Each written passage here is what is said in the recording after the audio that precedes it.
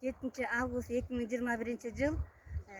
Касиеттүү Ысык көл жээгинде турам. Менин атым Бектүбү Соомбековна болом. Колумдагы китеп «Бир жыл мурун жан дүйнө чакырыгы» деген китеп ырлар жыйнагы Макмал креатив коомдук бирик менин мүчөлөрүм жыйынтыктап ыр жыйнагын чыгарганбыз.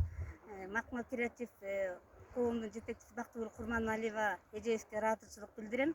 Мүмкүн болсо мен ушул көлдүн жээгинен таазим этем деген ырымды окуп берейин. Келип калсаң Кара Балта шаарына, музей турат 9 жолдун тоомунда.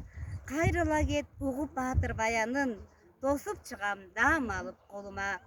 Түрү бойдон мени карап турган сыйт, Айкелдеги Жайыл баатыр элеси, океандын ар жагына кеткен сыйт, алар түшүп сүзүп кеткен кемеси. Баян кылып баатырлардын эрдигин, унуткарбай айтып келем урпакка.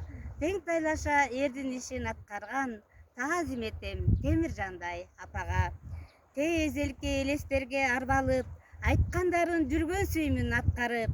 Жалгыз эмес Жайыл баатыр жанымда, жашап келем мен музейди башкарып. Молодец.